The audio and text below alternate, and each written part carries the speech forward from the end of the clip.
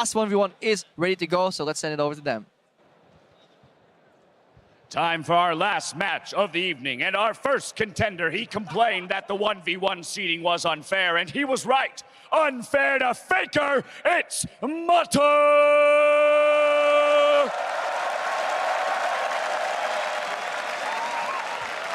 Y en el lado rojo, machacó al rey del mate y ahora ha venido a por el Matarreyes.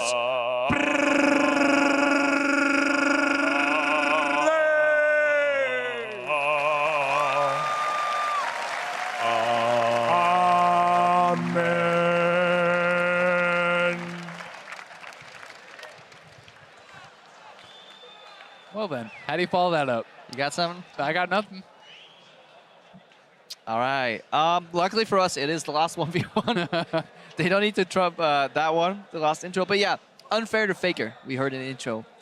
Yeah, I mean, I saw in the highlights from yesterday, Faker was saying his masteries were messed up, but I mean, Mata was telling him, oh, no excuses, no excuses. I love how Mata was like, no, no, no. And we finally get an insight in the way Faker approaches his games. It's not just a rift. It's all a big mental war game. Yeah, there you go. He's already lining up the excuses, you know? Come on, Faker. Even Faker blames like external sources. Yep, exactly. Teaches us that we can always blame our teams in solo queue. That's really the lesson to walk away with. Yeah, from All-Stars. Yeah. All-Stars, if nothing else, has taught us you can blame your teammates. I mean, Yankos was in there a little bit, you know, halfway. Yeah, shaded his team. Faker definitely, you know, making some excuses with the masteries. Wrong runes.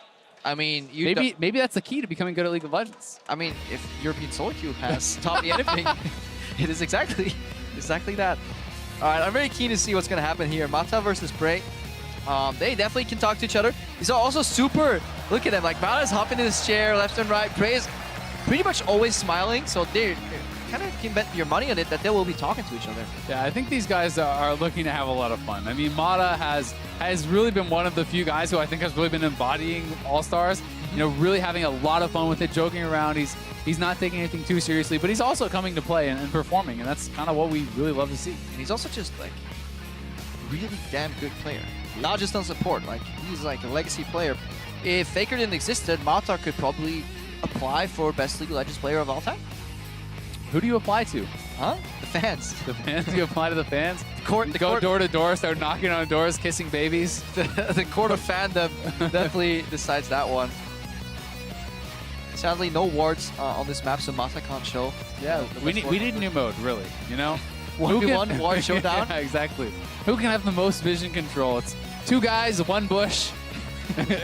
Who can control the wards? It's like rock paper scissors with sweepers, wards, and control wards. Exactly. All right. It's like Minesweeper.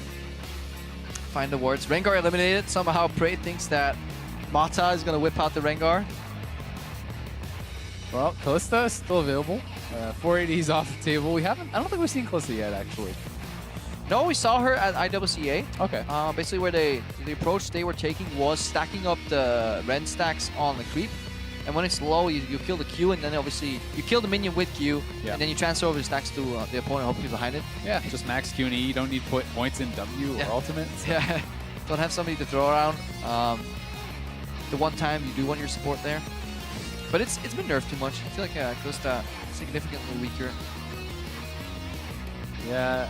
Oh, well, it's going to get locked, so we'll see. Oh, Yasuo comes in. Oh, something. Mata hit the table so hard the camera got knocked off. Well, Mata's gone. He's actually been replaced right now. Is that Froggen right there on stage? No, it's still Mata. Well, it is going to be Mata with the Yasuo. Can he make magic happen twice in a row? This one is going to be very exciting. Oh, the crowd rallying behind Mata. It's really fun to see just so much personality kind of come out of him right there. He's just super excited. It's a good matchup too. It's very hard for Kalista because all our spells, yes, you can rend execute, but to set that up and both the Q, they're all projectiles. So wind ball is super strong. Yeah, it definitely is. But I mean, PraY, I think he's gonna have a lot more experience on Kalista than Mata has on Yasuo. I mean, Mata is rumored to have quite a few accounts that he plays in like different roles, as like role-specific accounts. Like, wouldn't be surprised if he's spamming like Yasuo mid or top. And PraY probably hasn't been playing too much Kalista lately. That's very fair. I mean, Kalista has been making a little bit of a comeback, I think, with the Blade of Rune King buffs and things like that. So I have been seeing people at least trying it out more. But Also, we're it's not- super fun to be a support thrown in by Kalista, and you actually have Courage of the Colossus. There you go. Increased chance to not die. Yeah, safety? Yes, please. Sign me up. All right, this is where we want to look at Runes and Masteries. Yesterday, Mata was like running a 1% crit. He no longer is. Okay, he is actually. He is. Okay, 1% crit, 40% attack speed. He has running. Mata's running magic resistance. Ooh, that's a bit unfortunate. That's just unlucky. He's preparing for the static shift, Krepo. Yeah. He's thinking about the late game. Late game. He is running Azael's favorite page, which is 18-0-12. But he's not taking Perseverance. And I do kind of like Perseverance over Insight. It's like, how many times are you really going to get advantage out of the summoner cooldown? Like, are you really going to get in all in with your double summoners, then walk out, then get them back, and then all in right away instantly? But if you're as good as Mata, how many times are you going to be low enough for Perseverance? Ooh, there you go. Yeah, you Help just you, don't know? take damage. You know, If you don't take damage, maximize when you that get shield. to a certain skill level, the auto attacks apparently do not deal damage to your character anymore. That's fantastic. That's what it feels like playing against some players. PraY super standard 80 carry page, guys, but he is not running MR. Masteries, PraY is running 18-0-12 as well, and more importantly, he's running Perseverance. He's got my vote. He's got the seal of approval from Azael. Perseverance for 1v1s. But we're looking at the screen here again. Mata full HP, PraY on 60%, so maybe the theory does apply. Yeah, I mean, it's definitely true. We'll see. PraY should hit level 2 here faster. Yeah, We'll see. 7 minion. First melee creep for the second wave, right there. Pop. But this is actually pretty scary, though. I mean, when Mata hits 2, it's a lot scarier because he could just dash in on him and look for the trades, then dash out. Oh, yeah. I really like the concept of like exit creeps on both Yasuo and Aurelia. Yep. And he also did an auto Q right after. This could be an all-in. I think PraY's in trouble. If he hits the Q, PraY's probably dead. Oh, that's a bad barrier. Oh, this is really going to be close. Friend? Oh, he's done.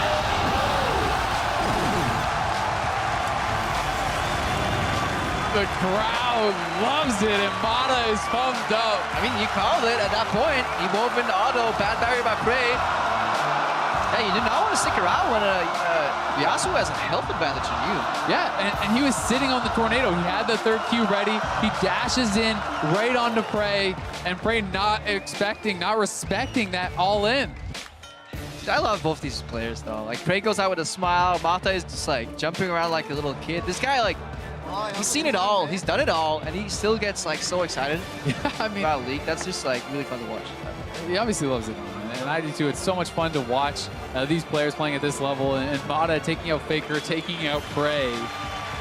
I'm not sure who he's going to be playing next, but at this point, like, you have to be scared. A little book backstage, you know, with certain names written into it. Here we see, the final Q connects. PraY's barrier could be optimized, but it does get slashed in the end, so didn't really matter. He needed one more auto for that Ren to be guaranteed execute, so production struggling to keep Mata into frame. First he knocks down the camera, then he jumps up. Look of defeat. With a smile. Yeah, he's still got a smile on his face, having fun. There they are congratulating each other, but this has been a really fun day of 1v1s, actually. Yeah. And we're going to have a lot of really strong players moving on to tomorrow, and I can't wait to see what Mata has in store. Yeah, I mean, if it's, well, probably Yasuo. Yeah. To predict the future, you got to look even at ban it out? Do you ban him out? I think you ban the Yasuo at this point. Yeah. Or you see if you can get him to level 4, maybe. Like, we haven't really seen what he can do in terms of ulting, because it hasn't really gone that far.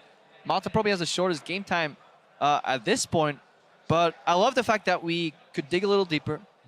We could figure out what the more ideal masteries were. Like, we definitely, and by we, I mean you, figured out that Resolve is the way to go here for a lot of these 80 carries, and that it maybe a hybrid style trumps just a raw all-in power. Yeah, I think so. I mean, obviously in a game like this, it doesn't come into play, right? If the match is that short, your regen is not kind of outpacing what the flat damage and the flat abilities are going to give you, like Assassin and Merciless and so on and so forth. But I think you have to give respect to your opponent, and you have to play to the play style that you're setting up. If you go for regen, you got to play for a long game. No, I definitely agree. But that's our 1v1s for today done and dusted. To take a closer look at how it went down, let's check in.